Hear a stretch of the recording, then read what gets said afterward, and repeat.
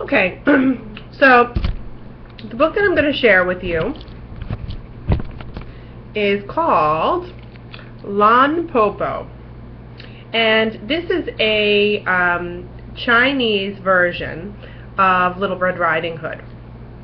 So it's good to show to children so you can compare and contrast the different stories.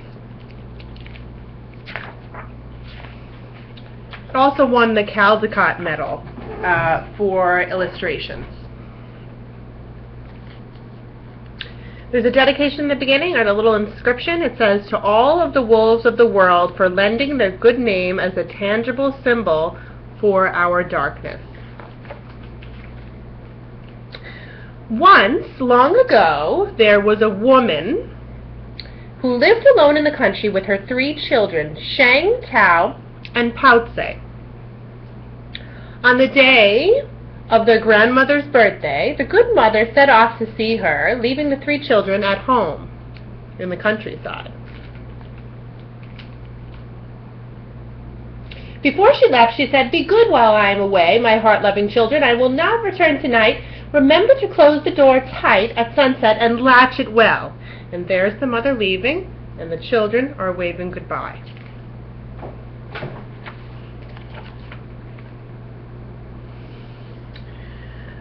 But an old wolf lived nearby and saw the good mother leave. At dusk, disguised as an old woman, he came up to the house of the children and knocked on the door 2 times. Sounds like 3 times.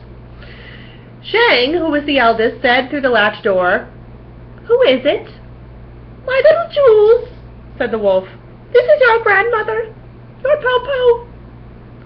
"Popo," Shang said, "our mother has gone to visit you."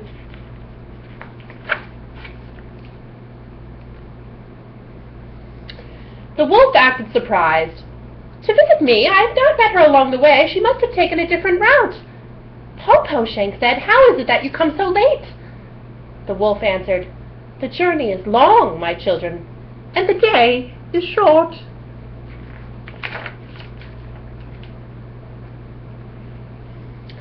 Shang listened through the door. "Popo," she said, "why is your voice so low?" "Your grandmother has caught a cold, good children, and it is dark and windy out here. Quickly open up and let your Popo come in," the cunning wolf said. Tao and Paozi could not wait. One unlatched the door and the other opened it. They shouted, "Popo, Popo, come in!" At the moment he entered the door, the wolf blew out the candle. "Popo," Shang asked, "why did you blow out that candle? The room is now dark." The wolf did not answer. Tao and Paozi rushed to their Popo and wished to be hugged. The old wolf held Tao. "Good child, you are so plump." He embraced Paozi. "Good child, you have grown to be so sweet." Soon the old wolf pretended to be sleepy. He yawned.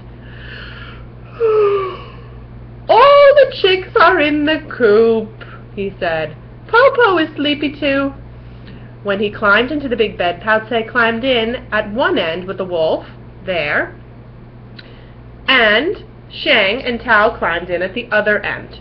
But when Shang stretched, she touched the wolf's tail. "Popo, Popo, your foot has a bush on it." "Popo has brought hemp strings to weave you a basket," the wolf said. Shang touched grandmother's sharp claws. "Popo, Popo, your hand has thorns on it." "Popo has brought an owl to make shoes for you," the wolf said. At once Shang lit the light, and the wolf blew it out again, but Shang had seen the wolf's hairy face.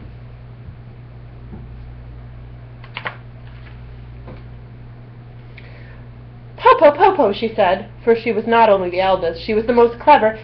"You must be hungry. Have you eaten ginkgo nuts?" "What is ginkgo?" the wolf asked. "Ginkgo is soft and tender, like the skin of a baby. One taste, and you will live forever." Shang said, and the nuts grow on the top of the tree just outside the door. The wolf gave a sigh. "Oh dear, Popo is old. Her bones have become brittle. No longer can she climb trees like that." "Good, Popo. We can pick some for you," Shang said. The wolf was delighted. Shang jumped out of bed, and Tao and Paozi came with her to the ginkgo tree. There, Shang told her sisters about the wolf, and all three climbed up the tall tree. The wolf waited and waited. Plump Tao did not come back. Sweet Paozi did not come back. Shang did not come back, and no one brought any nuts from the ginkgo tree. At last the wolf shouted, "Where are you, children?" There's the wolf right here. "Popo," Shang called out, "we are on the top of the tree eating the ginkgo nuts." "Good children," the wolf begged, "pluck some for me." "But Popo, ginkgo is magic only when it is plucked directly from the tree. You must come and pluck it from the tree yourself." The wolf came outside and paced back and forth under the tree where he heard the three children eating the ginkgo nuts at the top. "Oh, Popo, these nuts are so tasty. The skin so tender," Shang said. The wolf's mouth began to water for a taste. Finally Shang, the eldest and most clever child, said, "Popo, Popo, I have a plan. At the door there's a big basket. Behind it is a rope. Tie the rope to the basket, sit in the basket, and throw the other end up to me, and I will pull you up the tree." The wolf was overjoyed and fetched the basket and the rope, then threw one end of the rope to the top of the tree. Shang caught the rope and began to pull the basket up and up and up the tree. Halfway she let go of the rope. Woo!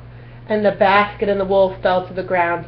"I am so small and weak, Popo," Shang pretended. "I could not hold that rope alone." "This time I will help," Tao said. "Let us do it again." There's the wolf. The wolf had only one thought in his mind, to taste a ginkgo nut. He climbed into the basket again. Now Shang and Tao pulled the rope on the basket together, higher and higher. Again they let go, and again the wolf tumbled down, down, down, and bumped his head.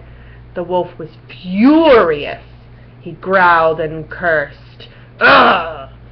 We cannot hold the rope, Popo," Shang said, "but only one ginkgo nut, and you'll be well again. Don't worry." "I shall give a hand to my sisters this time," Paozi the youngest said. "This time we shall not fail, Popo." Now the children pulled the rope with all of their strength. Ugh! As they pulled, they sang, "Hey, yo! Hey, yo!" And the basket rose straight up, higher than the first time, higher than the second time, higher and higher and higher, until it nearly reached the top of the tree. When the wolf reached out, he could almost touch the highest branch in the tree. But at that moment, Shang coughed, and they all let go of the rope, and the basket fell down, and down, and down. Not only did the wolf bump his head, but he broke his heart to pieces. "Popo!" Shang shouted, but there was no answer. "Popo!" Tao shouted, but there was no answer. "Popo!" Paozi shouted. There was still no answer. The children climbed to the branches just above the wolf and saw that he was truly dead. Then they climbed down, went into the house, closed the door, locked the door with the latch, and fell peacefully asleep. On the next day, their mother returned with baskets of food from the real Popo, and the three sisters told her the story of the Popo who had come.